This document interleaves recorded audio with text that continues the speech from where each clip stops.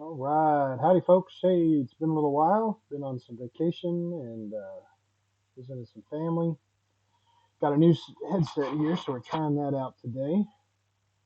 Let's see what we've got. We've got a boy medium-sized difficulty puzzle here. Let's see if we can balance this guy out. There we go. All right, right off the bat, I saw this pair of where'd my mouse go? Here, these pair of sixes down here goes across the top and the bottom. There we go. Leaves a nice little spot for that one. All right. I'm noticing a lot of fours here. Fours and fours. Goes across the bottom, and there's a four here and a four here. Down the center and the right. Okay. Let's see what else I see. I see a one that goes across the bottom. A one that comes down the middle. The twos here down the left and the center. Got a seven that goes across the bottom here. Two numbers left, 8 and a 9. So we'll throw those guys in there. All right. Well, that was helpful. So now we got two numbers missing here in this line. One, two. We need a 3, 4, 5, 5. We need a 5. So 5 can't go here, so our 5 has to go here. Leaves that one as our 3. Okay. There we go. Got a 7. So one of these two is a 7 because of this guy.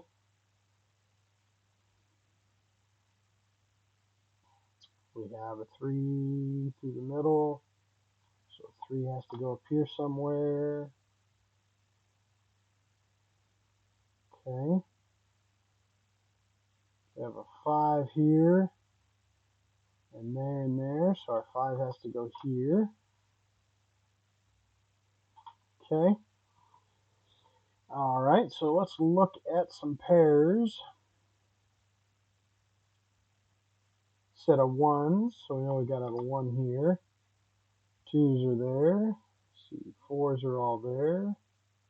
Pair of 7s. And a 7 through here helps us out a little bit. This 6 goes right through the middle, and this 6 comes right through the middle. Just one spot left for that guy. All right. Okay, so we have 1, 2. We need a 3. Goes in one of these two spots. And then also an 8 and a 9. So the number we're missing is 5. Okay. 1, 2, 3, 4, 5, 6, 7. Okay, 8 and 9. All right, let's move over to these center 3 here. Not a ton of help here.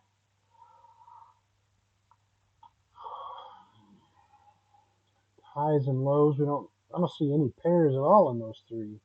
All right, let's move over here. We got a pair of 4s. Okay, center and right, and then across the top. So we have a 4 there. Pairs of 7s, bottom and middle, and then left. Oop, not an 8. There's our 7s. Okay. You have a 5 and a 5, so we have to have a 5 here or here. Okay. Now let's look horizontally. I got these pairs of 2s just caught my eyes. A 2 across the bottom, 2 across the top. So that makes this one our 2, leaving this one our only one left for 5s. Okay, we've got some 4s through the bottom, 4s across the tops. We've got 6 across the top, 6 through the center, 6 through the right. Okay, 1, 2, no help on the 3, 4, 5, 6, 7. We got an 8 and a 9. Okay. Cool. So I do have an 8 here that tells me the 8 cannot go here. Okay, so if the 8 can't go here, that means the 8 has to be up here somewhere, but not here. So I'm going to throw 8 up here. Okay, then we still have the 9 and the 3 somewhere. All right. Ones, there we go. 1 through the middle, 1 through the top, 1 through the center. Twos, fours, fives, 5, 5, 5. Okay, let's look at these center 3. 4 and a 4, and then a 4 coming up helps us with this one, which now helps us with this one. There we go.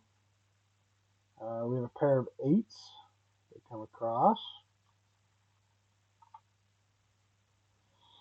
Okay.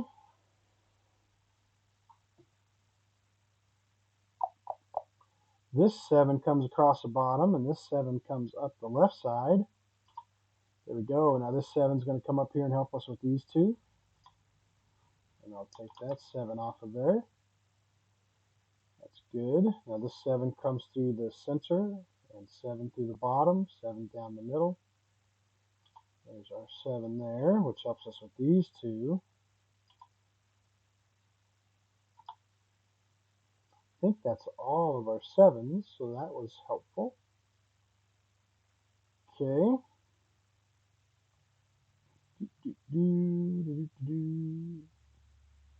Any other help on those vertically? Not yet. Let's look at these bottom 3.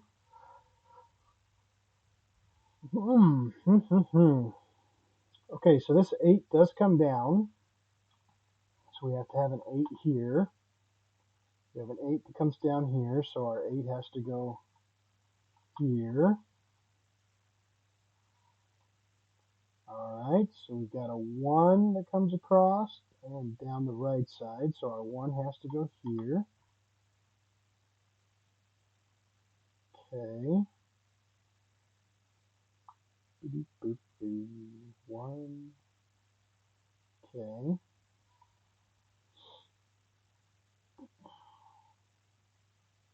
5, 6, 7, 8. Okay.